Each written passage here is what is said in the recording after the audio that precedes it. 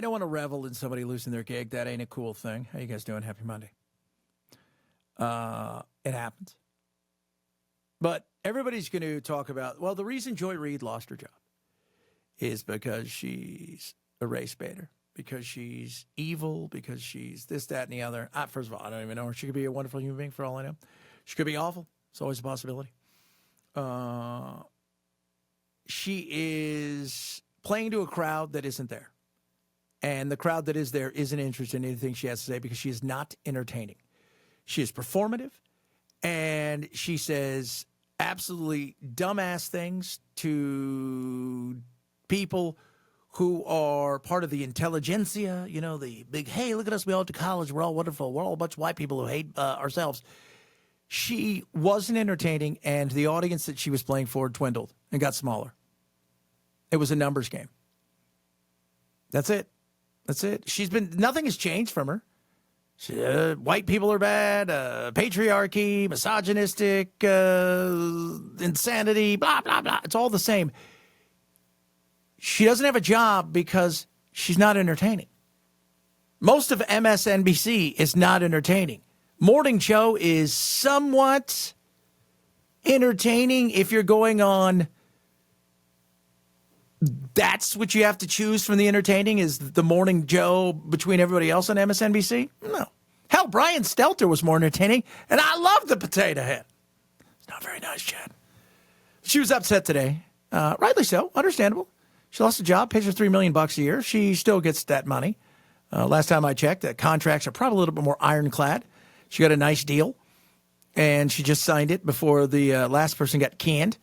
And the new person took over who decided, hey, you know what? You're not entertaining, so we're going to have to move on from you. I don't even know if she's still going to work there. There's a possibility she may work there. Possibility she may not.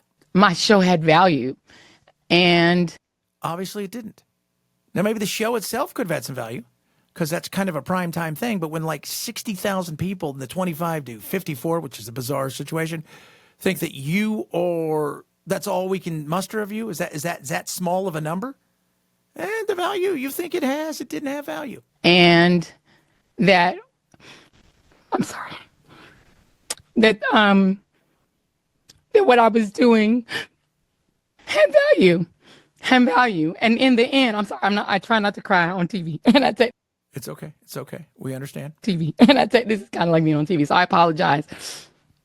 And that it mattered. I see Karen is there, and she's been texting me as well. And so what I will just say is that in the end, thank you. You're welcome.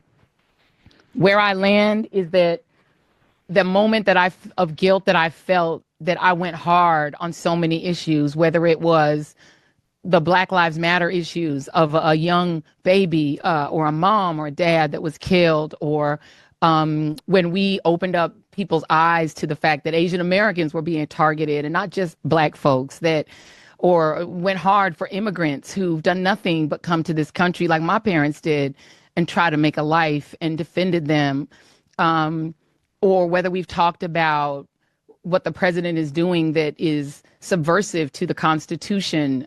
Okay, I've had enough of her.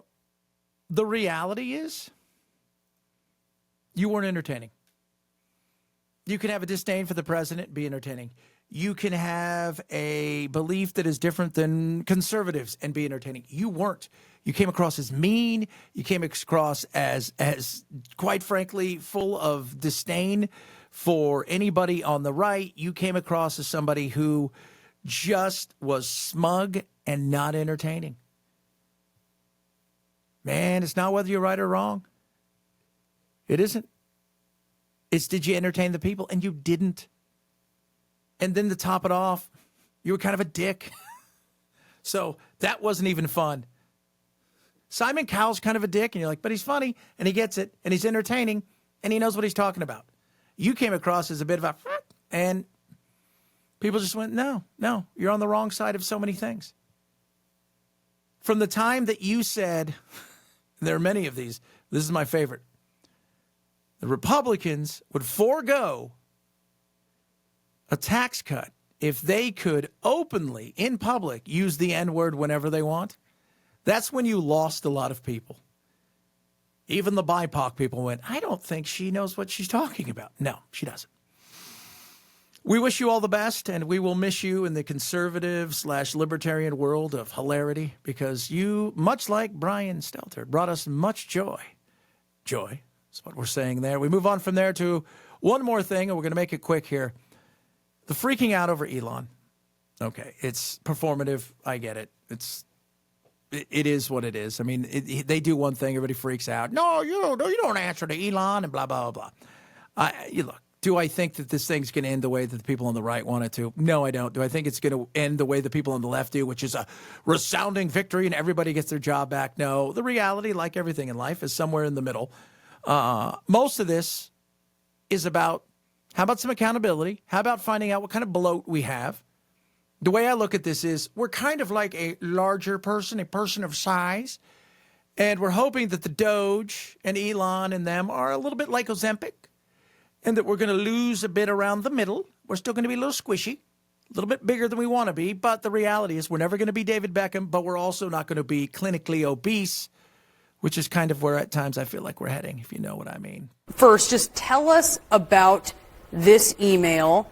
And first of all, she looks a little bit like Bridget Fonda, circa 93, 94, like Doc Hollywood style. And what it was like receiving it and what you all have talked about after getting it. Sure. I got this email Saturday afternoon, about 3 p.m., and I felt absolutely infuriated getting this email with a demand within 48 hours to provide a response on what I did within the last week or face termination.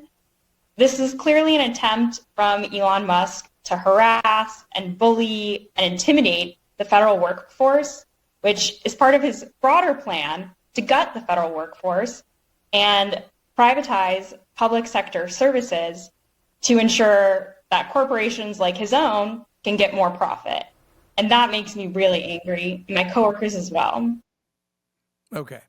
I know where to start there. First and foremost, don't act so like, oh my God, I can't believe somebody asked me what I do here at work. Yeah, nothing wrong with that. Every one of us has gotten some sort of performance thing. How do you think you're doing? Where do you think you'd like to go? What do you do here kind of thing? We all do at some point in time. Maybe not an email that's straightforward, hey, what the hell do you do here? Secondly, and this is settle down with the Elon wants to make more money and do all this kind of stuff. It gets old. It doesn't work. Most people don't care. And it's not so much whether or not Elon's a bad guy or good guy. The reason things aren't going well for the federal workforce when it comes to the greater public is 1,200 people were let go today at Starbucks. Nary a word. Last week, how many people were let go from, was it Meta and Apple, a couple different places? Put them all together, you're well over 10,000 in the space of a very short period of time. And you know what I don't hear? You marching in the streets. You saying, essentially, I'm a civil servant. I've sacrificed so much and I'm entitled to this. No. There is none of that. And that is the issue that most Americans have, is this feeling of entitlement. This is my job. This is who I am. I am better. That's why it's falling on deaf ears. That's why. Because everybody who works in the private sector goes, oh, yeah, I've got an email like that. Oh, yeah, I've been asked by my boss what I've done. What am I doing? Where am I going? I've been asked a lot of those questions. There's nothing wrong with that. You're acting as if, how dare you ask any kind of question or question me when it comes to this, and that's a bunch of BS. This is why the struggle is real when you're trying to get people ginned up. Oh, you guys should be excited. No. People aren't, because the rest of the country and the rest of the world has been dealing with this for quite a long time. This is what private sector looks like, and you're being asked questions, and nobody's saying you're going to get fired. And the reality is not all of you are going to be fired who already are, quote unquote, fired, because courts are going to decide so much of this. But you're not endearing yourself to the American people. And if you're running around going, I dare you ask me a question like that, the rest of the American people are like, well, whatever. If you get fired, that's your own damn fault. It's not a hard thing to do to read the room. And quite frankly, the federal government and the media are failing to yet again read the room. Like and subscribe. Follow along across all my social media. And, of course, every single weekday, Monday through Friday, 6 a.m. to 9 a.m. Pacific. Catch my show across the country on the radio. We look forward to talking to you guys. Have a blessed rest of your night, and we'll do it again.